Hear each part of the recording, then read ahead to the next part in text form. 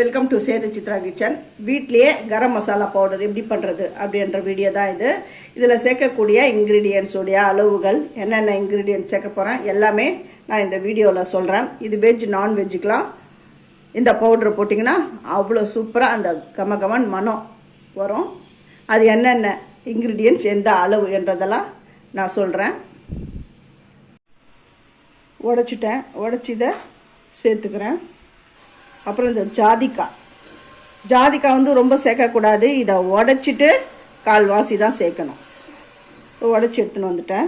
இவ்வளோ தான் நான் சேர்க்க போகிறேன். அப்புறம் இது வந்து ஜாபத்ரி. இந்த ஜாபத்ரி எப்படின்னா அதை இருங்க, இந்த ஜாதிக்காய் இருக்குது பார்த்தீங்களா, இந்த ஜாதிக்காய் வந்து இப்படி இதை மூடி இருக்கும், இப்படி மூடி இருக்கும்.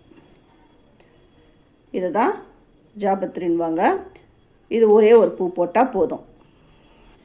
அப்புறம் இது பேர் வந்து மராட்டி மொக்கு அப்படின்னு சொல்லுவாங்க. இது ஒரு 4 பீஸ் போடுறேன். அப்புறம் இது வந்து காஷ்மீரி சில்லி. இது ஏன் சேர்க்குறேன்னா, இது சேர்த்தா தான் கலர் கொடுக்கும், இல்லைன்னா கருப்பாக இருக்கும் இந்த கரம் மசாலா. காஷ்மீரி சில்லியில் வந்து அவ்வளோவா காரம் இருக்காது, அது கலர் கொடுக்கும், அவ்வளோதான். அதனால் இது வந்து ஒரு 6 துண்டு, இந்த 6 பீஸ் வந்து காஷ்மீரி மிளகாய் சேர்த்துக்கிறேன். இதெல்லாம் வெயிலில் காய வச்சுலாம் அரைக்கக்கூடாது, ஏன்னா இதோடைய ஸ்மெல் எல்லாம் போயிடும். இந்த மிளகாயை ஒன்றா நீங்கள் வெயிலில் காய வச்சு, மிளகாய் தனியாக ஒன்றா வெயிலில் காய வச்சுடுங்க. தாருங்க, இது நல்லா வெயிலில் காஞ்சிடுது. எப்படி தெரியுமா, தாருங்க, நல்லா மிளகாயை மட்டும் மிளகாய் தனியாவை மட்டும் நல்லா காய வச்சு எடுத்துன்னு வந்துட்டேன். மற்ற இன்க்ரீடியன்ஸ்லாம் காய வச்சுடாதீங்க, அந்த வாசனை போயிடும்.